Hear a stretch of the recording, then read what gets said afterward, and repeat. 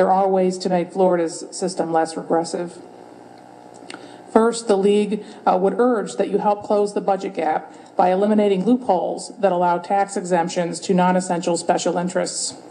Eliminating various sales tax exemptions, exclusions, and subsidies, and that would include sports subsidies, could generate some $1.2 billion a year, according to, again, the Florida Center for Fiscal and Economic Policy. Secondly, I would point out that since 2000, when the legislature reduced and then later killed the intangible property tax, Florida has lost an estimated $7.3 billion in revenues. From 1994 through 1998, annual intangibles tax revenues averaged $849.5 million per year. The intangibles tax placed a 1.5 millage on the richest Floridians' intangible assets like stocks and bonds. It did not apply to middle-class assets like cash, bank certificates of deposit, the value of insurance policies, individual IRAs, real estate holdings, and some business assets. Also exempt from intangibles taxes were Florida municipal bonds and U.S. Treasury notes and bonds. The intangibles tax excluded the most common forms of savings for moderate and low-income Florida residents. Banks paid $1.50 and other businesses $2 per $1,000 of value in intangible personal property like mutual funds, stocks, and accounts receivable. That equaled $1,500 for every $1 million in taxable assets for banks and $2,000 for every $1 million for other businesses. Again, middle-class assets were exempt, including bank accounts and bank CDs, Florida municipal bonds, U.S. Treasury notes and bonds, pensions, and assets in retirement accounts like IRAs. No tax was due on the first $20,000 of taxable assets. A couple with $200,000 in stocks, separate from IRAs, would have paid $160 in intangible taxes. Middle class and lower income individuals and couples with typical assets, checking and savings accounts and IRAs, owed no intangibles tax.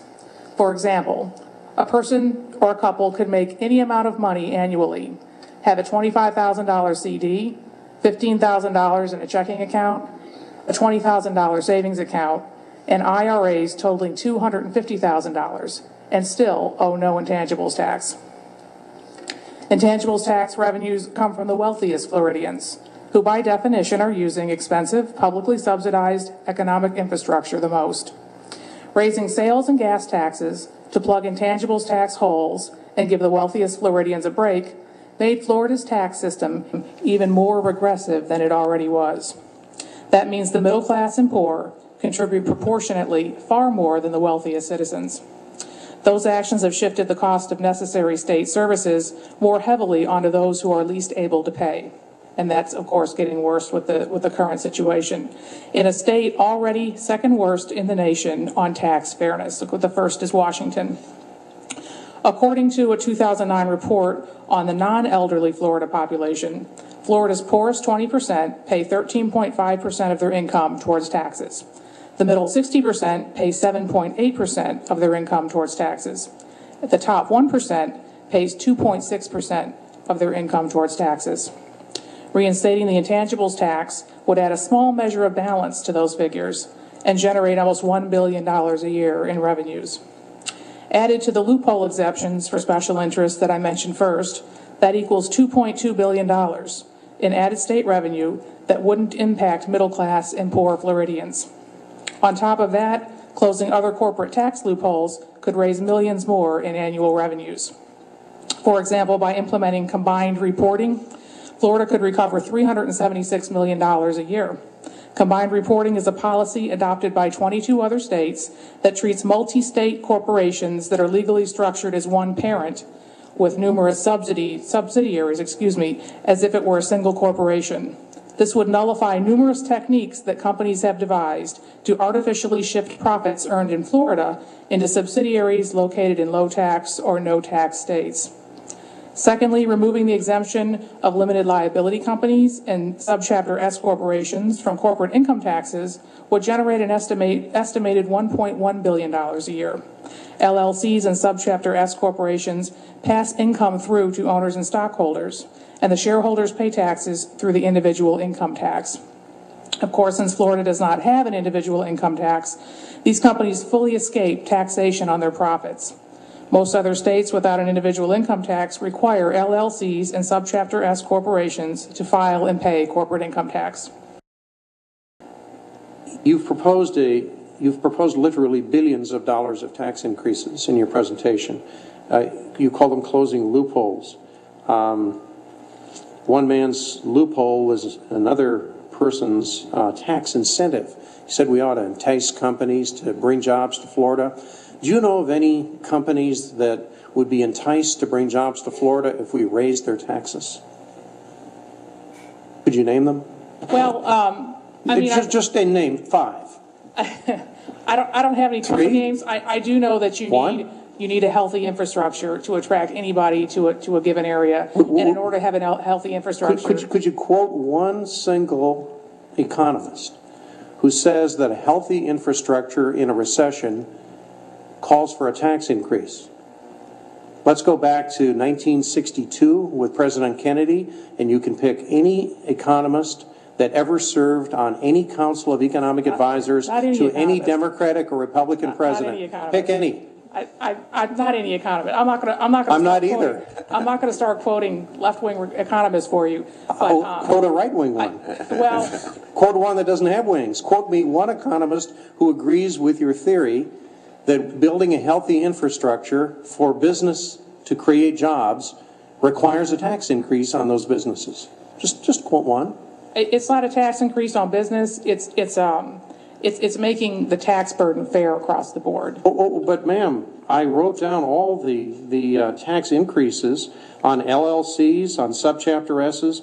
Did you know that 80% of the Subchapter S's and LLCs in Florida are operated by family businesses, small family businesses? Well, I mean, these aren't big Fortune 500 companies. This is a small family farm. They're still making a profit, though, and you use. Is that a problem? There's a vast public infrastructure that you need to have a healthy business climate to begin with. And right now, the middle class and the poor are shouldering the bulk of the expense for that. Well, I think the answer to that is tax cuts for those people, not tax increases. I would just point out that since Ronald Reagan got into office, we've had a steady succession of federal tax cuts.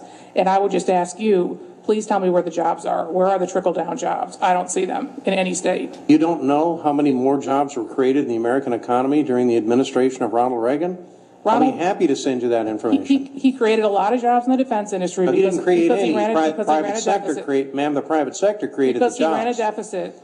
But tax cuts created the environment. And he pumped up military spending, and yeah, that was a shot in the arm, but we're still paying for that today. Well, Mr. Chairman, we're paying for 2 wars, one in Afghanistan and one in Iraq, that were also not funded through tax raises, that were also funded through borrowing. Because we didn't want to raise taxes on anybody. Mr. Chairman, I can't speak for anybody but myself, but please take back to the League of Women Voters my absolute opposition to any tax increases that will take more money out of the pockets of working Floridians and make it less likely that jobs can be created in the state. Tell them that I'm unalterably opposed, and I'll do everything I can to make sure that those tax increases are not enacted into law. I'll pass that on. Thank you. We have a very dedicated faculty, and we're very concerned about the sweeping changes we see coming in education. I think the first thing I want to plant in your mind is I'm a Republican. I think most of the people on our faculty are Republican, probably 90%, just my guess, in interacting with them each and every day. I know 3 of you sitting in front of me last time supported Senate Bill 6. And I want to talk very frankly, very candidly, and very passionately about this issue with you, and a lot of other things as well with respect to education. You know, when I walk around our school is one of the highest performing schools in the state of Florida with respect to middle schools. It's in terms of pure public schools, it's 1, 2, or 3 normally, and it's always in the top 10. You know, I couldn't be prouder of a group of people that I'm fortunate enough to represent than the faculty of our school. There are no more committed professionals in education than you'll find at Gulf Breeze Middle School. and I want to express to you how I feel and how we feel as a group about what's coming. The people at our school, to a person, do not support the sweeping changes that we see coming in Senate Bill 6. I really, with all the things that we've seen in education in the last few years, and I'm a fairly intelligent person, and I understand fully, and we understand fully what's happening in our nation, the economic crisis we're in, and how it's changing everything. And we really get that. We really do. But it just seems like we've been in the midst of so many changes, change after change after change in the last 10 years. I, for one, support FCAT. I thought it was a good change. I thought it raised the bar very strongly. I believe firmly in that. And I think it's been very good for the state of Florida. And coming along with that, though, the No Child Left Behind, we're still living this ridiculous notion that in 2013, 2014, 100% of kids in our country are going to be on reading level and math level. And we've thrown so many dollars throughout this nation, and especially here in Florida, in trying to deal with what's coming with No Child Left Behind. And again, the ridiculous notion that everyone in our nation is going to be on level in a few years from now. It's just been a real burden. It's been a tremendous burden dealing with that. And then along comes in the middle of this, and in the economic downturn, and at a time when in our county teachers went to teach in an extra class, health benefits going up every year, step raises taken away, the step is no longer part of our system, and now here we have performance pay staring us in the face. And I can tell you that not one person on our faculty believes in any shape, form, or fashion that performance pay will help their situation, will help them teach any harder, be any more passionate, and they are passionate people, and I'm proud of them. Educators are passionate people. I'm going to use that word a lot tonight. We don't need $2,000 dangled over us. We just need a fair deal. We just want a fair deal when we go to work each and every day. We feel also that the new governor in the state of Florida is unfriendly to public education. I feel like, and so many people feel like, that he was elected because of the Obama backlash. We fear this new governor in education. Educators are scared of him. I'll just tell you right now. So much of what you represent here are Republicans. You're Republicans, all four of you. I just hope that as he brings in his policies, that you won't forget your Republicans in Santa Rosa County who are educators and just go along with him because he's a Republican with everything that he says. With all this talk of virtual schools and charter schools and not, possibly not funding public education appropriately, we're very scared.